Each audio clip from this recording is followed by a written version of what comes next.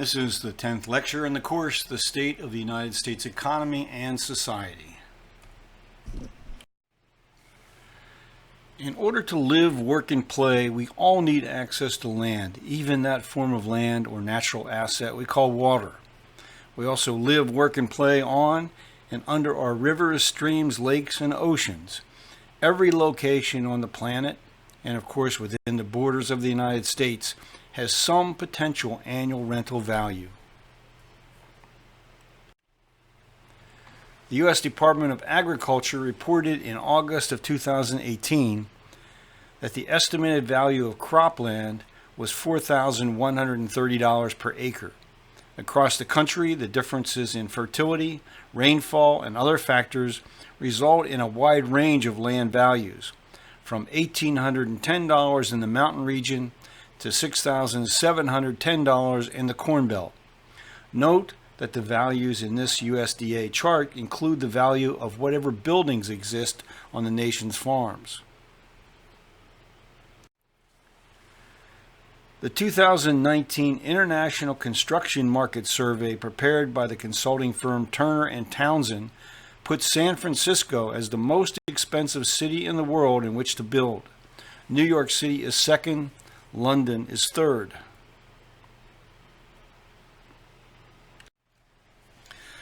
One of the few efforts by the U.S. government to calculate the value of the land in the United States was completed in 2015 by William Larson at the Bureau of Economic Analysis. The report states, estimates suggest that this 1.89 billion acres of land are collectively worth approximately $23 trillion in 2009 current prices, with 24% of the land area and $1.8 trillion of the value held by the federal government. Land in the cities is valued by the square foot, in the suburbs by portions of an acre, and in rural areas primarily based on the existence of exploitable natural resources or fertility and annual rainfall necessary for agricultural production. However, changing technologies have dramatically increased the value of land where the sun or wind provides a reliable source of electrical energy. Once marginal agricultural land today yields significant rental income from companies that install wind or solar farms or drill for oil or gas. Private owners of once very marginally productive land are becoming quite wealthy by leasing land to companies that construct these facilities and take on all the associated risks. Changes in permissible uses also dramatically influence land values. Legalized gambling and a guaranteed supply of water from Lake Mead turned Las Vegas from a sleepy desert town into a growing metropolitan region. Prudent underwriting standards relied upon by mortgage lenders restricts the level of debt approved that can be serviced by no more than about 30% of a property buyer's monthly household income. Based roughly on this guideline, this map indicates the level of annual household income that today is required to be approved to purchase a median price residential property.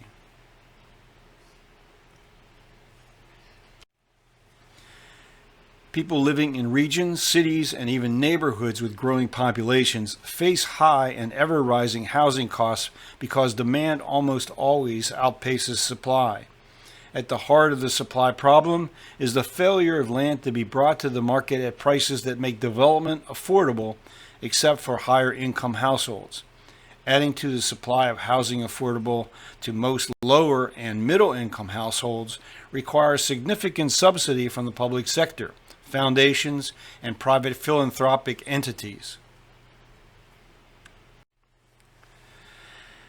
As previously discussed, equity in the value of the land beneath one's residential property comprises a major portion of household net worth.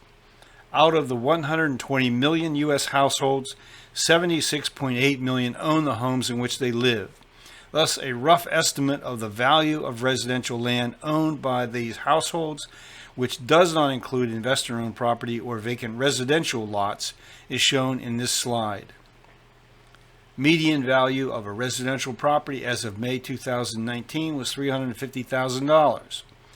The median land to total value ratio estimated is 40%. Thus, median value of the land beneath a residence would equal $126,000. Multiply that by the number of properties owned, 86 million, and you get a total estimated value of residentially owned and developed land of $10,836 billion.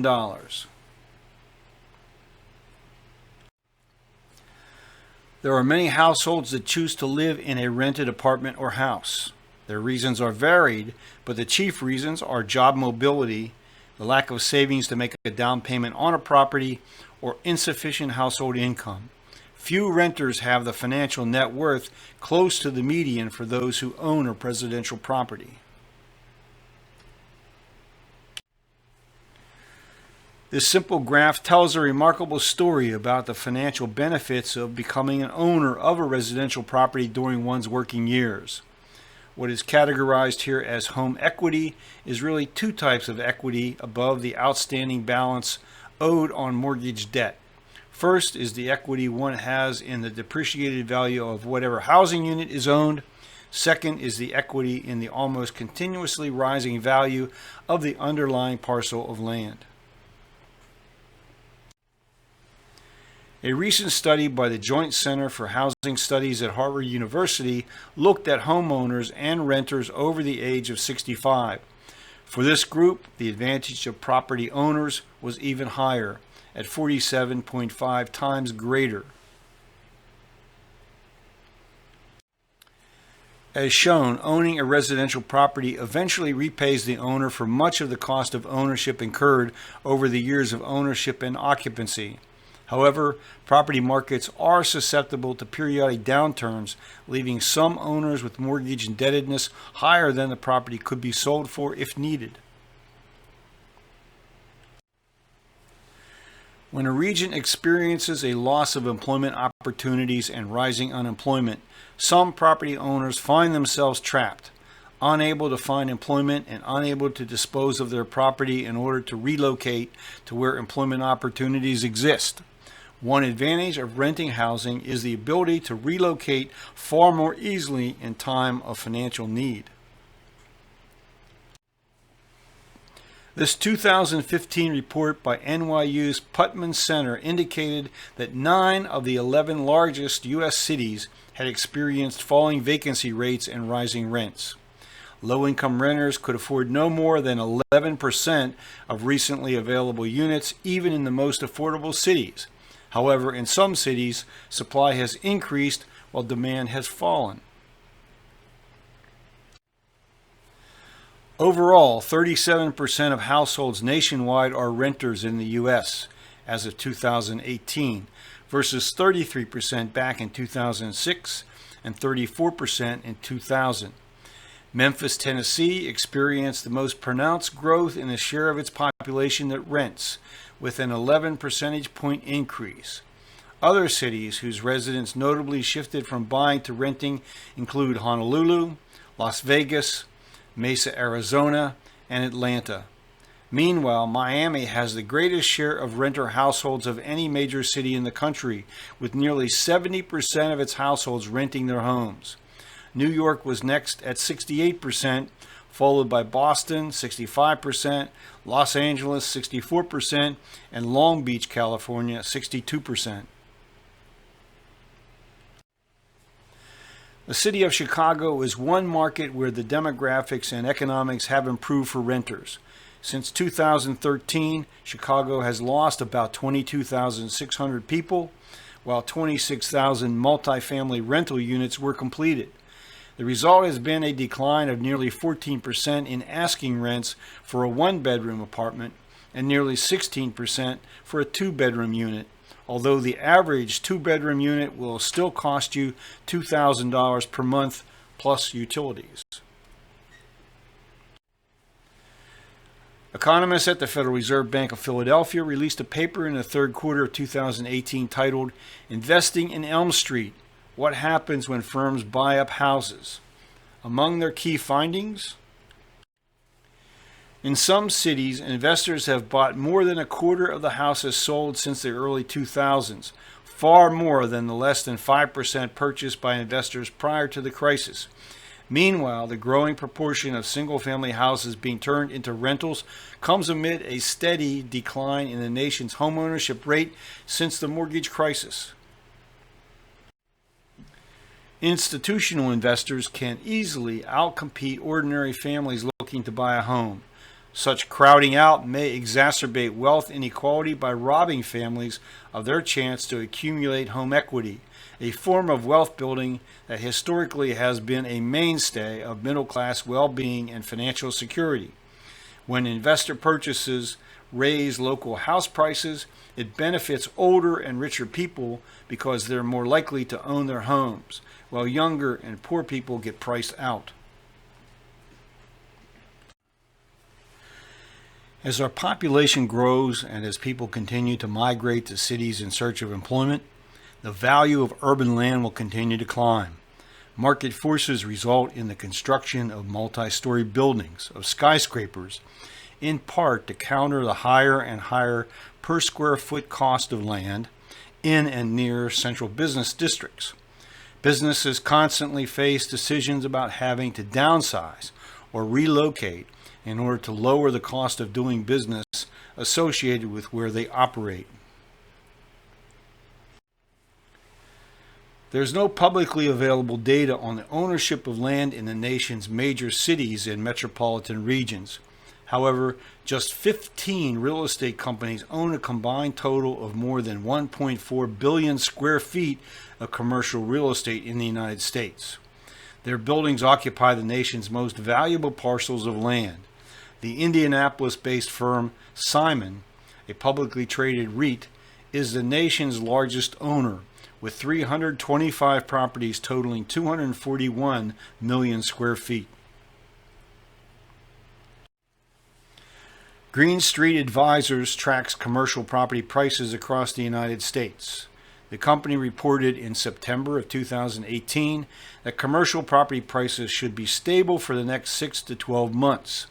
Investors expressed concern that further increases in interest rates by the Federal Reserve could trigger a recession, although credit for property acquisitions is still widely available.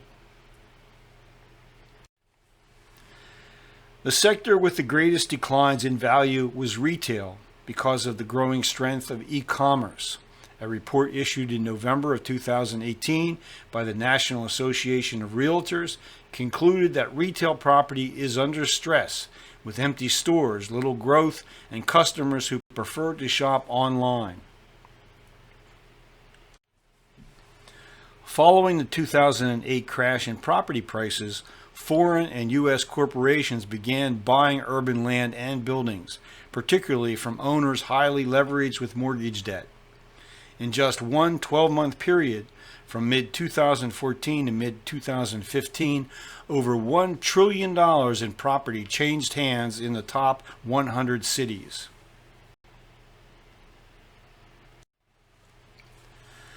The dollar volume of sales transactions has fallen since the 2015 high of $569 billion to just $394 billion in 2018. During 2016, Chinese investors were the single largest group of foreign investors in commercial real estate in the United States. Chinese insurance companies were involved in many of the largest transactions.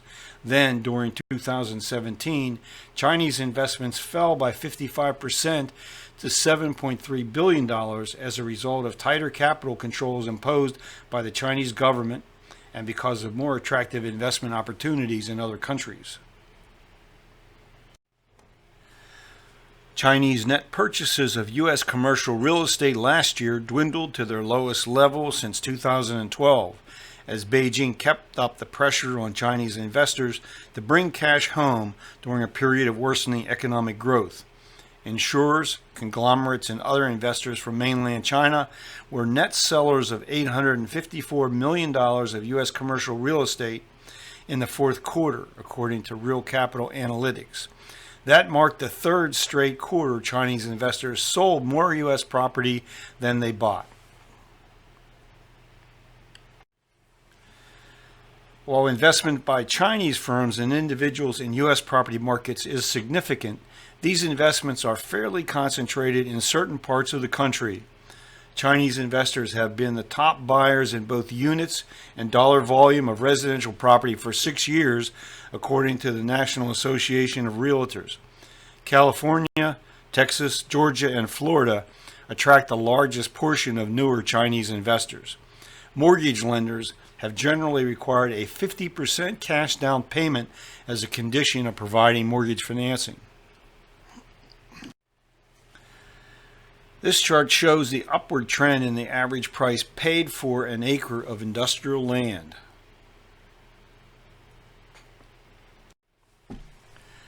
Industrial land in northern New Jersey has been selling at prices far above the average, at $1,750,000. The Inland Empire market has also yielded an average price of $980,000. Economists at Rutgers University, in a paper published in Regional Science and Urban Economics, came up with an estimated 2014 value of all of the developable land in Manhattan, excluding parks, roads, and highways. They came to a range of between $1.54 and $1.95 trillion. An April 2018 article by Richard Florida in CityLab described their methodology. The researchers arrived at that number by analyzing the prices of vacant parcels of land in Manhattan. This enabled them to avoid the problem of disentangling the land value from the value of the structure that sits on top of it. Using data on all vacant land transactions from 1950 to the first quarter of 2015, they built a land value index that represents the change in Manhattan's land value over time, adjusted for inflation.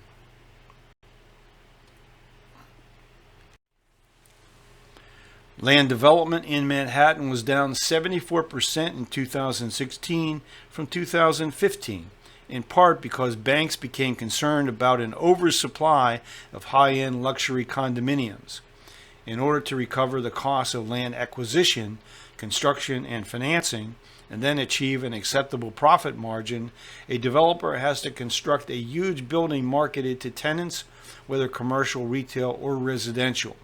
The risk is that the demand for space will materially change between the time ground is acquired and construction undertaken and the property is ready for occupancy. A building lot the size of a typical city block, 100,000 square feet, in Manhattan would, at $600 to $800 per square foot, cost a minimum of $60 million. While most of us live in towns and cities, we could not do so if others were not hard at work producing the food we consume. We will next look at this complex and integrated system of how food is produced and delivered to market.